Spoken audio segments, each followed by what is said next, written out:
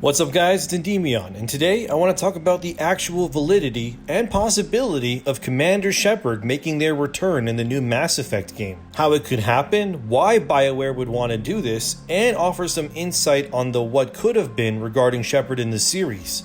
So, let's begin. Everywhere I read about Mass Effect's untitled sequel, I stumble across the same pleads and demands from fans all over. Bring back Commander Shepard. No matter what forum, Reddit post, or YouTube video I watch, it seems like a large section of the fanbase isn't ready to give up on the Normandy and its crew anytime soon. And with the teaser trailer for Mass Effect's sequel heavily hinting at some sort of return to Shepard, it has me thinking a few things. For starters, we have Liara, who is obviously, besides Shepard, I would argue to be one of the most pivotal characters in the franchise. Liara is one of the only characters that actually has her fate completely undecided by player actions in the trilogy. Whereas even Garrus can die in the suicide mission in Mass Effect 2, or Rex being shot to death on Vermeer, or shooting Mordin Solus when he attempts to cure the genophage. By the way, if you shot Mordin, you're a monster, but anyways, Liara is one of the only characters that's existence is absolute no matter what you choose to do or fail doing in the series. And obviously seeing Liara holding the iconic piece of the N7 armor has me wondering a few things alongside seeing other unnamed blurred out characters in the background. It's led me to a theory that maybe this unnamed frozen location is not some random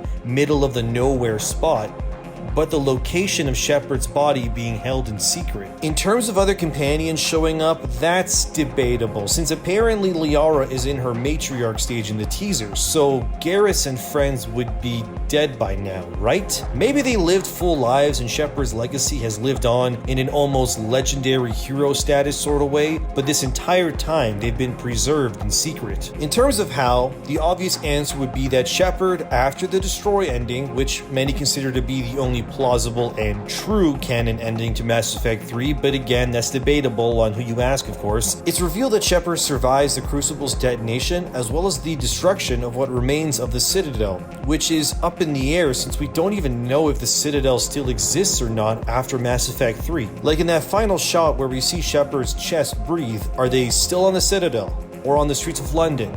I guess we'll know one day. But I think that in terms of the location in the teaser, Liara has taken Shepard's battered body and placed them in cryostasis to preserve Shepard from dying. Cryostasis is clearly something that the Milky Way galaxy races have achieved, seeing as how the entire Andromeda initiative is full of colonists in deep cryosleep. So let's say Shepard is in cryosleep. Why would they be awakened now after hundreds of years after the Reaper invasion?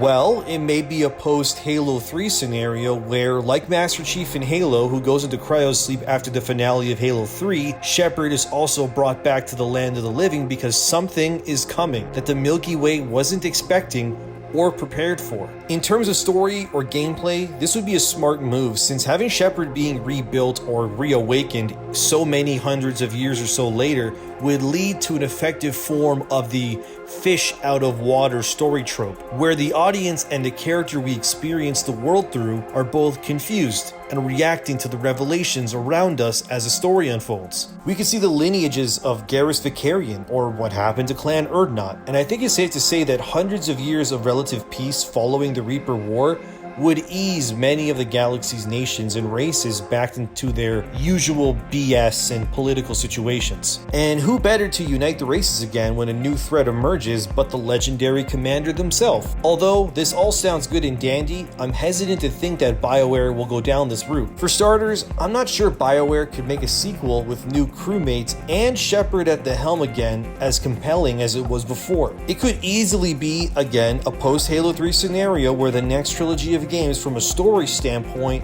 pale in comparison to the iconic story and characters that came before. But who knows?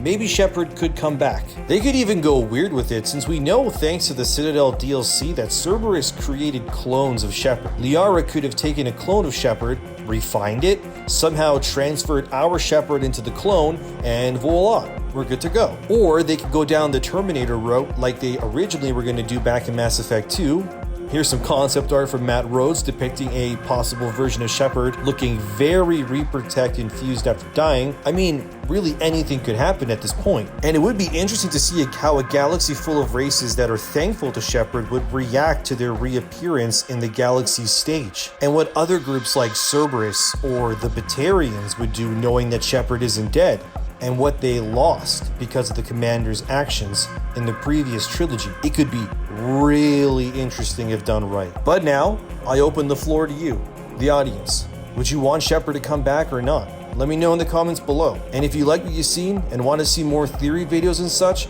consider liking and subscribing to my channel. It means a lot. I'm ENDYMION. I'll see you in the next one. Oh, and if you have anything you want me to talk about Mass Effect wise, please let me know. Believe me when I say, it's getting harder and harder to find things to theorize about, so if you want to run anything by me, that is appreciated. Okay, I'm done. See you next time.